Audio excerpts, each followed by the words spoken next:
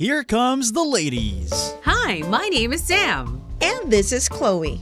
Join us in our podcast As we talk about relationships, love, sex, friendship, family, career, and everything in between. And everything in between. And everything in between. Oh, by the way, that's the title of the show. You got that right. Now let's do some talking. Everything in between with Sam and Chloe. Hello, everybody. Welcome to Everything in Between with Sam and Chloe. All right, so our topic for today's episode, we're going to talk about relationship deal breakers. Ayon. Ayan, so let's do some talking about it. Now, siguro categorize natin sa relationship deal breakers para sa short term and long term. When you say long term, mag-asawa na to? Or matagal ng magjowa? Ganon. Pwedeng ganon. Okay, diba? sige. Para at least mas madali siyang ma-identify. You know, alright. Kasi I just saw this article, that's why I wanted to talk about it. Kasi sobrang na-spark yung interest ko about the topic because I saw yung hygiene and smell. Okay. Ayan, na relationship deal breaker siya, either for short term or for long term. Mm-hmm. Diba? So parang, alam mo yon, if it so happened that you started dating this person, tapos siguro baka hindi mo lang naamoy nung una, napansin mo baka meron pala siyang konting body odor, or maybe the body odor is because of poor hygiene despite the many available products and treatments that can be done. Napansin mo na parang, hindi pala siya ganun ka bango. OC. Ka-OC sa katawan. Kasi meron naman taong kalinis. I mean, parang okay naman yung amoy niya. Kaso since hindi siya masyado masipag sa, maglinis, parang nagkakaroon siya ng amoy. Ikaw, what do you think? Will it be a deal breaker for you? Siguro, kung mahal ko yung tao, sasabihan ko muna. Siyempre, wala naman ibang magsasabi dun. Correct. Kailangan sabihan mo, diba, uy, may amoy ka, ganyan. Ituruan mo. Correct. Parang napaka-unfair naman. Kahit ako gusto ko malaman, diba? Kung may amoy ako, sabihin mo sa akin, diba? Kasi pag asawa mo na yan na yan, maamoy mo na. Amoy ng hininga niyan sa umaga and all, iwanan mo. True. Ganon. Diba?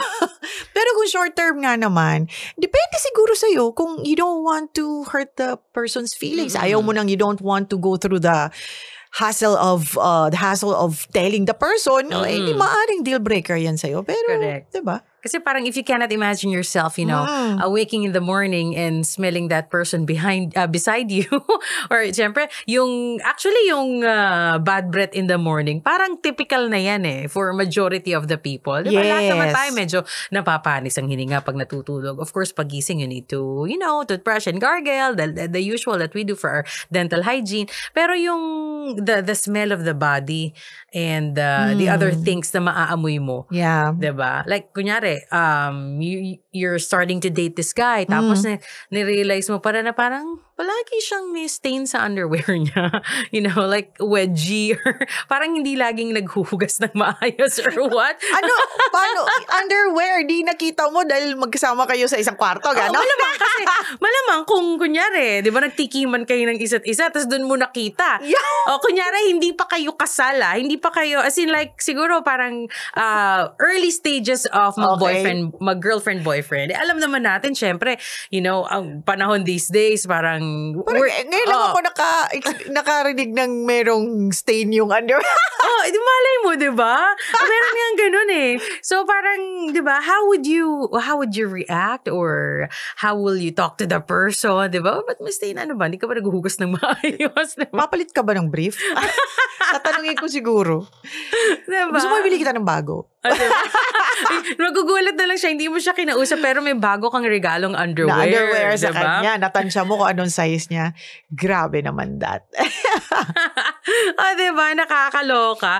Yun daw yung isa sa mga relationship deal breaker, yung poor hygiene, hindi daw masyado yung masipag maglinis, or may amoy or something. Kasi, yung typical like body odor naman, like kung sa armpits nang gagaling, it can be treated and a lot of things can be done for that. Yes, oo. Diba? Tsaka lahat naman tayo nagkakaamoy pag Antiperspirant. pinagpapawisan. Oo. Diba? Normal naman yan. Ikaw nga pag sa bahay lang tayo, ako napapansin ko, Oo. parang may ang asim ko na. Oo, totoo. Pag hindi ka pa naliligo, Oo. tapos naglinis ka na naglinis, maamoy ka talaga. Pag pinagpapawisan ka, diba? So, yung poor hygiene, medyo forgivable pa siya. Kasi it can be, pwede siyang turuan. Rectified. Yeah, it can be Turuan. rectified. Oo. Tama ka dyan.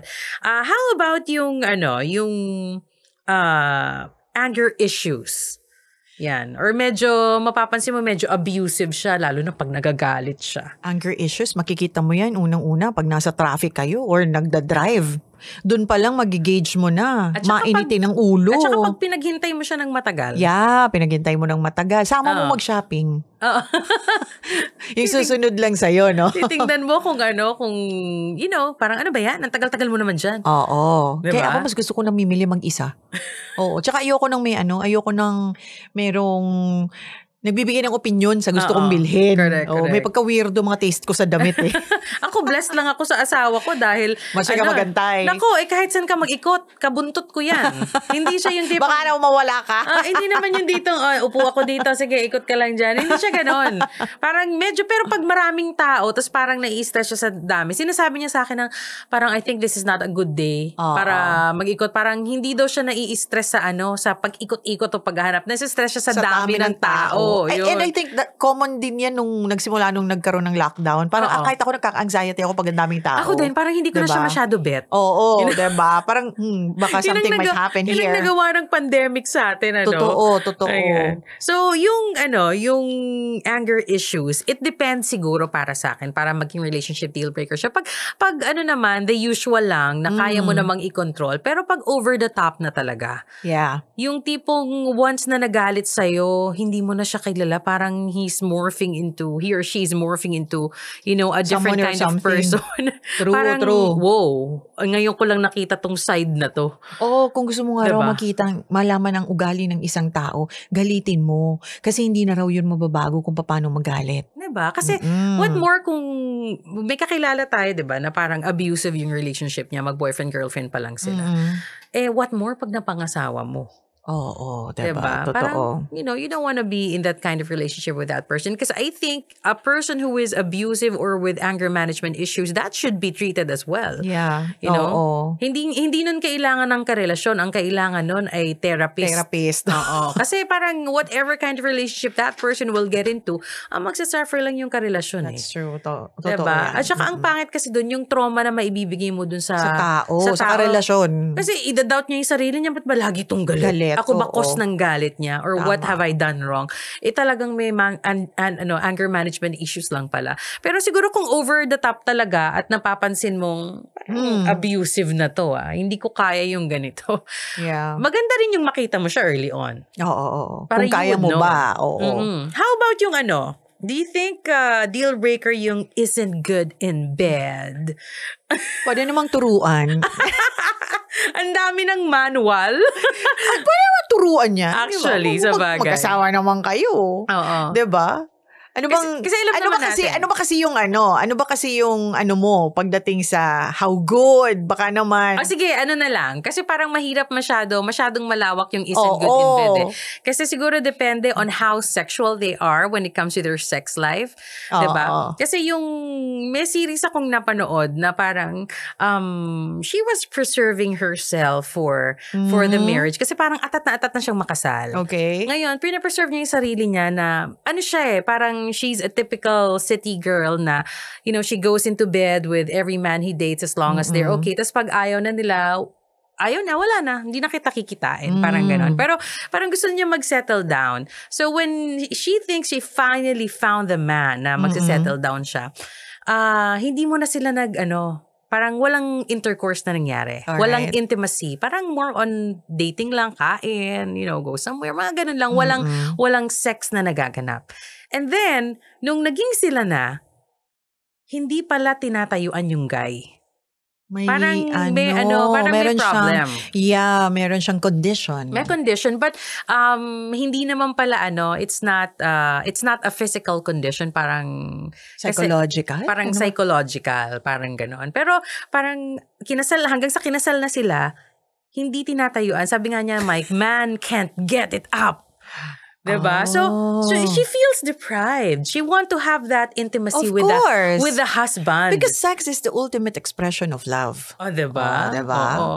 So, she wants to be intimate with the husband. Hindi niya magawa. So, parang, Yeah. diba? Oh, so, that's ano. yung nasabi that's ng mga sad. friends niya, parang, uy, dapat kasi tinest drive mo muna. Oo. In a way, oo, no? In a way, parang kung ako, okay lang din. Kasi baka mamaya, iba pala Oo. trip niyan. Oh, disclaimer, we are not promoting yes. premarital sex. Okay? Yes, oo. Hindi kami nagpo-promote niyan. Oo, pero kasi di ba, parang baka mamaya iba trip niyan. Baka mamaya, nang hahampas pala. Oo. Ang gusto, kung ako, ayoko ng ganun. Oo. Tapos meron naman siyang isang friend na, although intimate na sila nung guy, parang gustong-gusto niya talaga yung lalaki, but she tried to stay in that relationship kasi gustong-gusto niya yung guy. Pero nung sinabing, is it in? Sabing ganon, yes, it's already in. Hindi niya nararamdaman. Hindi, kasi sobrang liit daw. So parang, alam mo yun, so ito yung parang the thing is deal breaker talaga, parang hindi kayo compatible sexually. Ako, I believe in that. Oo. Kasi syempre, you both got your needs. Diba? Kung hindi kayang i-fulfill or kung, it's not always, we all know naman especially if you're already in a married relationship, hindi naman parating everyday great May sex ganun yan. kayo, oo. May time na talagang Blah. wonderful, may time na parang, it's normal. Yeah. Normal Oo, thing lang. oo. Diba? Pero pag wala yun totally or magkakaroon ng deprivation, Oo. talagang the marriage will fall apart. Oo, Diba? Totoo. Kasi nga, it's the ultimate expression of love. Diba? Mabalik na naman tayo doon. Diba? So talagang deal breaker talaga pag Maliit? Hindi naman kapag maliit. Kasi meron naman akong kilala, maliit pero nagkaasawa at nagkaanak, parang okay naman sila. Oo. Diba? Kilala mo, maliit? Hoy, ingat-ingat ka dyan. Ay, wala akong binabanggit, Okay naman sila. Okay. Diba? So, tawag dito, yung ang dating sa akin is kailangan talaga compatible kayo. Diba? Yeah, that's true. In when it comes to intimacy and when it comes to sex, lalo na pag mag-asawa na kayo. Yeah, oo. Diba? Playtime yan eh. Oo. Tsaka hindi, you're expressing your love for that Yes, person, di ba? True, that's true. Alam nga namang hahanap ka pa sa iba. Alam mo naman that's another deal problem. breaker yun. Oo. Oh. That's a total deal breaker, di ba? So, kailangan talaga compatible kayo. So, relationship deal breaker yan pag hindi kayo compatible in bed. Ayan. How about yung physical looks and attractiveness? Na-enhance naman. Sa diba? bagay. Mag-ayos. Ang dami naman dyan na hindi naman ganun kagwapuhan, kagandahan. Pero pag nag-aayos, okay na rin. And besides, at the end of the day, yung ugali. Actually. Diba? Ay, bonus na lang kung gwapo. Oo. Diba? At sobrang ganda. But then, it fades. Diba? Correct, Ang dami ko correct. nakikitang ngayon, yung mga artista na parang nung nagkaedad na sila, parang wow, ang layo. Oo. Parang you wouldn't expect na sila na yun. Correct. Diba? So, yun. Yeah, ang looks naman kasi talaga parang, katulad nga sinabi mo, it can be enhanced, it can be the way you dress or bring Yeah. yourself. What's important is the ugali. Oo. Diba? Kasi syempre, parang ang gwapo mo nga, ang ganda mo nga, pero Diyos ko, ang ugali mo naman, Ang my hygiene gosh. mo pa. It's so trash, kumbaga garbage ang ugali mo. Tama. Wala din tatagal sa'yo. Oo, tapos hygiene pa. Di ka Kahit mabango. gaano ka kaganda, kahit gaano ka kagwapo, if your ugali is, not desirable or Yes. diba? Doon Nobody tatagal would sa'yo. want to be with you.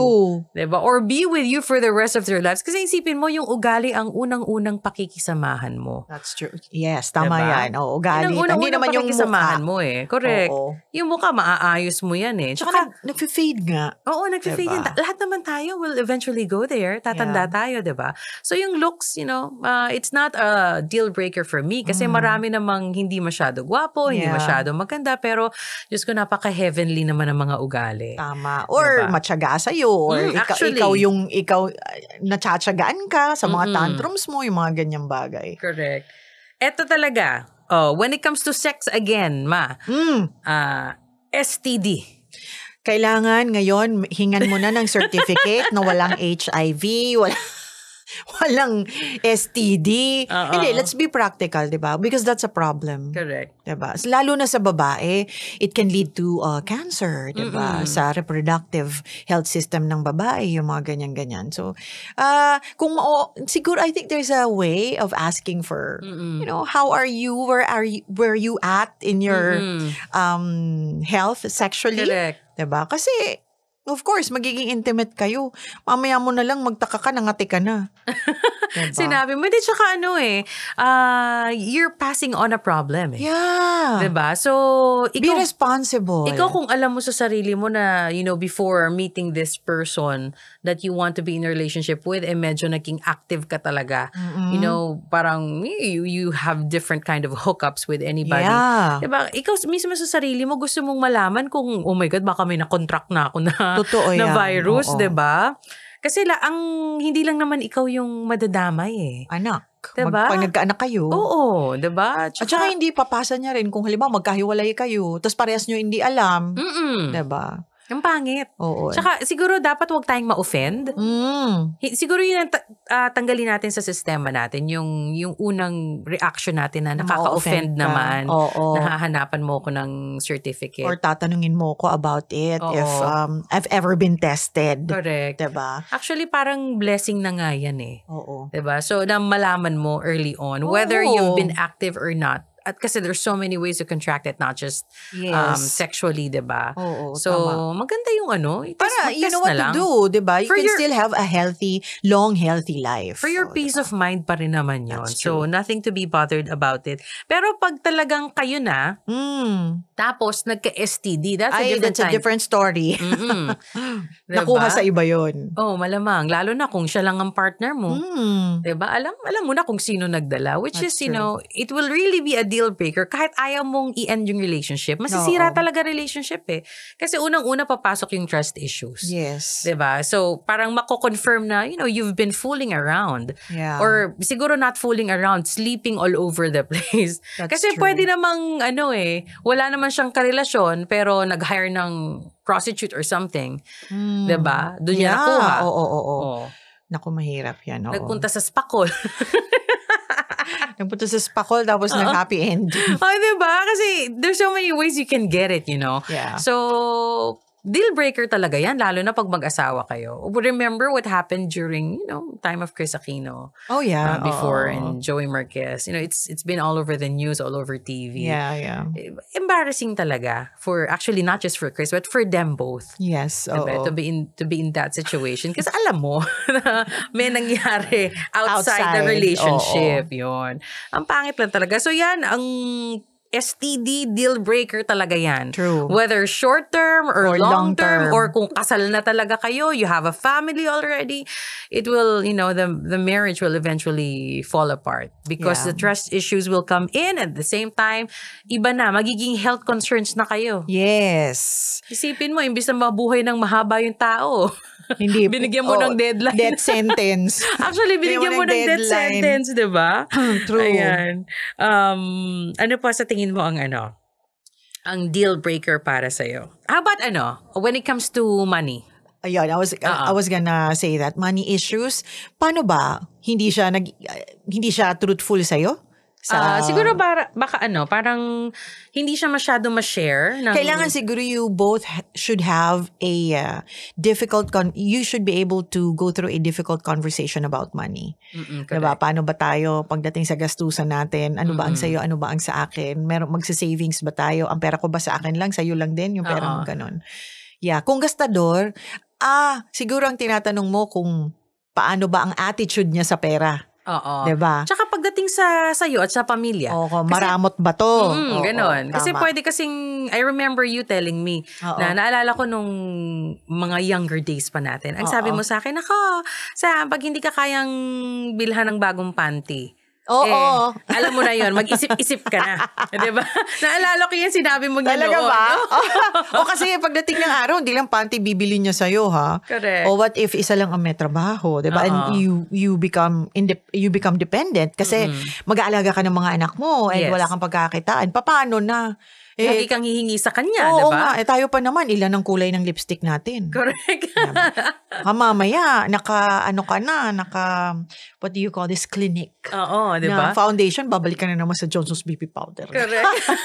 At saka, diba? Tawag dito, pag hingi ka ng hingi sa kanya, Baka ultimo yung... naiirita. Oo, tsaka, syempre, hindi lang lipstick. Kung ikaw may period pa. Yeah. Iba't ibang klaseng napkin ang kailangan mo. Oo, may pang heavy. May pang heavy flow, may pang light flow, Normal may pang flow. line. Oo, tama. True. Diba? And that will be something na hihingin mo kay husband. Pag, nag-decide Dependent ka na... ka sa kanya. Dependent ka sa kanya kasi magsa-stop ka mag-work. Yes. Tapos, walang income na papasok sa'yo unless you have your own side hustle. Yes. Diba? Which I highly encourage. Actually, sa mga stay-at-home moms, kahit na todong nag-aalaga kayo sa inyong mga anak, mas maganda yung may konting side hustle. Kasi iba pa rin yung... May sarili kang pera. May sarili kang pera kasi matutustusan mo yung luho mo. At least dun man lang. Diba? You don't have to ask money to buy a new lipstick. Yes. If you wanna get a new perfume.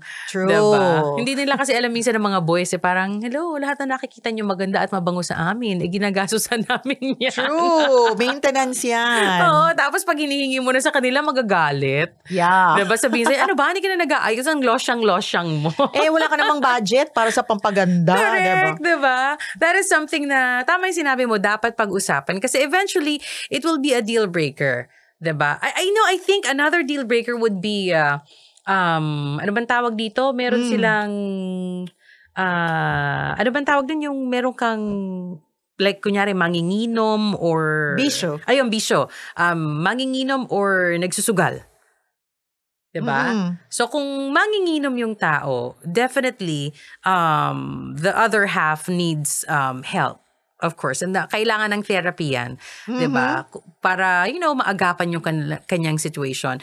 And yung sa mga nagsusugal naman, kasi alam ko merong mga talagang nag-fall apart yung family nila because hindi nila alam that their father pala is nagulat na suki sila. pala ng kasino. Akala nila parang he just goes to work every day. Tas yung pala, ang dami niya nang napatalo sa sugal. Oh my gosh. Wala na pala silang ari-arian. Oo, dumating sa point na hindi niya na mapag-aral yung mga kids. Yung mga ganong instances ba? Definitely but that needs therapy as well. Yes. Diba? Kung meron kang bisyo na Pwede hindi mo mo matanggal. Pwede mo ang ipaban sa casino, diba? Actually, oo. Bigay mo lang yung ID, yung picture, yan. Hindi nyo to papapasukin. Oo. Siguro pag in the family kayo, like asawa mo yung ganon, parang you will do the best you can para matreat siya. Yeah. Diba? Pero pag sobrang lala na, wala. The family will fall apart. Talagang Totoo. mahirap eh. Ang ending niyan, magsusulo talaga yung nanay, kasama yung mga anak. Diba? Kasi wala, hindi na talaga kaya. Kasi It baka will not mamaya, work. dumating yung point, kayo na isanla. Actually, 'di ba? So yan, mga deal breaker yung mga ganyan. Pag hindi na talaga if it's left untreated or Yes. uncontrolled, hindi na talaga kaya yan. Another deal breaker would be yung sa tingin mo deal breaker ba yung hindi siya ganun ka-attentive or caring sa'yo? May mga tao kasi talagang ganun eh. Pero baka sa ibang bagay naman, okay naman. So, merong iba na hinahayaan na lang nila. Kung short term, tas ayaw mo talaga nun, gusto mo sweet-sweetan. Correct. Palayain mo na yung tao para hanap ka ng ano. Pero kung napangasawa mo ganun, baka naman bumabawi sa ibang bagay. Meron talaga mga tao. Remember I don't know if you remember the movie Madrasta. Di ba si Christopher De Leon doon, medyo cold siya and yun yung inaano sa kanya ni Sharon doon, yung parang hindi siya masyadong showy or something. He doesn't communicate. Hindi siya expressive. Pero, mali mo naman, good provider naman. Correct. Yung mga ganung bagay. O, di ikaw na lang mag-sweet-sweetan. Diba? Kumbaga, ikaw magpakita na, the love language can change. Yes, Ayan. true. Diba? Para at least, magkaroon ng, kung merong imbalance, ikaw ang mag-try mag-balance eh. Diba? Although talagang, minsan mahirap talaga din sabihin if you're already in that situation eh. Diba? Yung inattentive or caring. Pero tama nga yung sinabi mo na baka ganun lang. Yeah. Kasi pwede naman kasing praning-praningan tayo na parang walang pakialam sa akin to. Baka hindi ako mahal nito. Kasi parang hindi siya nagpapakita ng care niya. Diba? Tapos tayo naman, kung ano-ano na ginawa natin sa buhay natin, dahil feeling natin, inattentive and caring siya sa'yo. Siguro parang you have to look into it. If it's really a thing that will cause the marriage to fall apart or the relationship to fall apart. Pero kung talagang ganun lang at wala namang ginagawang kalokohan. Diba? May tawag sila dyan, bare minimum. Kasi mas gugustuhin mo pa yung taong nagpapakita ng inattentiveness or hindi masyado caring, hindi masyado showy ba? Yeah. Diba? Pero loyal naman sa'yo. Loyal sa'yo. Kesa naman dun sa... Lahat ng atensyon nasa iba-iba. Oo. Hindi, tsaka yung lahat ng effort binigay sa'yo, atensyon, pinakita, pero wag ka. Yung pala, may side... may sideline pala. Dahil hindi mo na-expect kasi napaka-sweet sa'yo. Oo, diba? So, mas gugustuhin mo pa rin yun. Correct. Diba? So, you have to assess din. Huwag kang masyadong mag-judge ka agad na porket pabigla-bigla. Inattentive or caring. Tama yung sinabi ni DJ Chloe na na maybe he or she is just really like that. Yeah. Diba? Kasi pwede kang magreklamo. You can say so many things about your partner in life na at the end of the day, mapapaisip ka eh. Ganyan nga siya, pero okay naman siya, loyal naman siya sa akin. Sa ibang bagay. Totoo. You cannot have it all din kasi. Diba? Correct. Walang super Mr. Perfect. At wala ding super Miss or Mrs. Perfect. Tama. Yung mga lapses yan. You just have to decide on what things or ugali ang kaya mo. Diba? Because may pagkakaiba yung someone who is not perfect and someone who is, someone who's not perfect. Ano ba yung isa? Nakalimutan ko tuloy. And someone who's just really may mali sa kanya. Alam mo yun? May flaw. May flaw talaga. May flaw, but the person is there for you. Kahit na may flaw siya. Yes. Lahat naman tayo may flaw. Tama naman. Wala namang perfect talaga eh. Yes. Diba?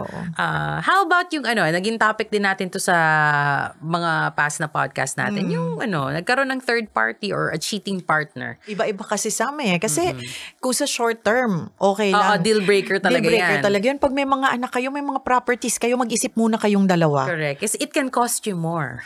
Yeah. I know of, I have a friend na okay sila, maganda kabuhayan nila and all, and then something happened. Ayun, naghatian ng mga conjugal.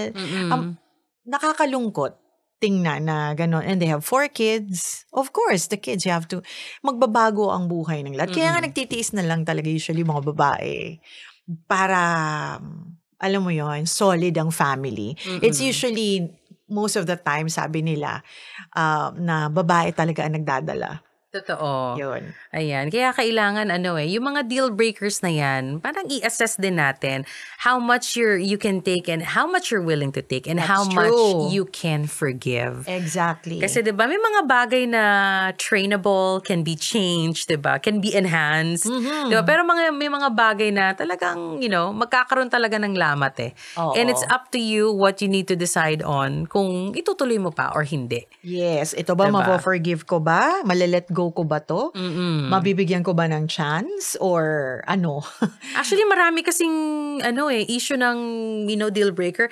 Yung sa ibang bagay nga parang sobrang babaw as being a nagger. Parang si husband ayaw na niya kay wife kasi napaka-nagger. Baka nga naman talaga nakakakulili na. 'Di ba? Alam mo 'yun? Yung parang ang babaw pero gusto niyang hiwalayan kasi nagger na. Diba? Hindi mo pa rin talaga masabi how people will react to certain ugali in a relationship, diba? So, kailangan talagang i-assess mo siya na maigi. Maaring nagger nga siya, pero kitang-kita mo naman kung paano mag-asikaso sa pamilya. Wala kang masasabing masama, diba? Aside from being a nagger or bungangera in the house. Ayan. And that can be trained as well, diba? Kung yung nanay ay nagger or dakdak ng dakdak, you can always remind the better half na, wait, masyado ka ng maraming sinasabi parate. And some words are unnecessary and hurting. Tama. So, mas maganda siguro parang just try to think of what you need to say properly before saying so many things para hindi naman nagmumukhang nagnanag lang. At Exactly. Diba? Parang yung ginagawa ko pag sa mga anak ko, sasalita na lang ako na parang walang kausap. But at least it helps, diba? A lot. Nakokontrol mo yung sarili mo. Oo, tsaka nasabi ko yung gusto kong sabihin. Hindi nga lang nila narinig, but at least nasabi ko. Oo, diba?